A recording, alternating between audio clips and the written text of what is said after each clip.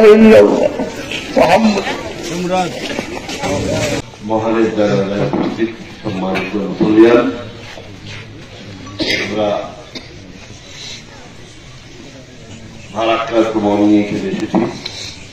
মর্মান্তিক দুর্ঘটনা, যে দুর্ঘটনায় আমাদের প্রিয় ভাই জুনেদের সরকার মহান মৃত্যুবরণ করেছে এবং আরো দুজন মারা গেছে। আমাদের এর মধ্যে একজনের অবস্থা আশঙ্কাজনক অবস্থা এখনো আছে। আমরা সবাই গতকাল যারা আহত অবস্থায় তারা দ্রুত সুস্থ হন।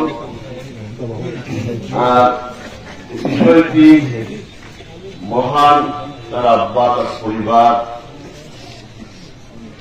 মহান আল্লাহ তারা যেন তাদেরকে সুখ পরিবার মতো শক্তি দেন।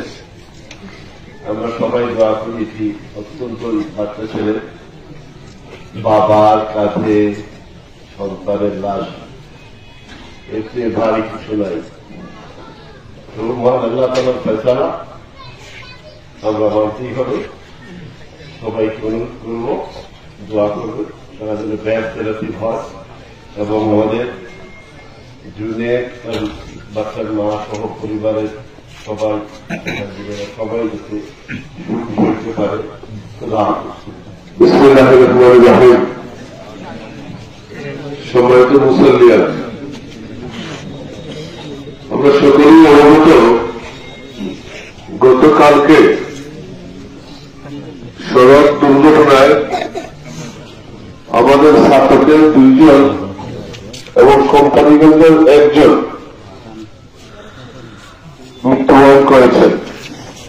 আরো 2 জন আমাদের ছাত্রকে আহত হয়েছে।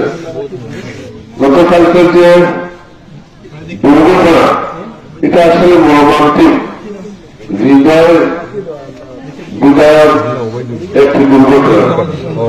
আমরা কেউ এটা চিন্তা করতে পারি না। আজকে আমরা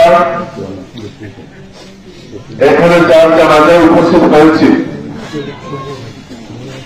আমাদের জুনেদ সাহেবের ছেলে মকসুদ হাসান মোরহান। সে অত্যন্ত একজন ভালো ছেলে ছিল। সে নাকি সিলেটে থাকত, কখনো কারোর সাথে কোনো বিরোধ ছিল না, কখনো কারোর সাথে দূরত্ব ছিল না, বন্ধুবর্গ ছিল না। সে অত্যন্ত সুন্দর তাদের সকলের সাথে মিলেমিশে থাকত, সিলেটে থাকত। গতকালকে তার মৃত্যু হয়েছে। তার মৃত্যুতে গভীর শোক প্রকাশ করছি। শোক সন্তুষ্ট পরিবারের প্রতি গভীর সমবেদনা জানাচ্ছি।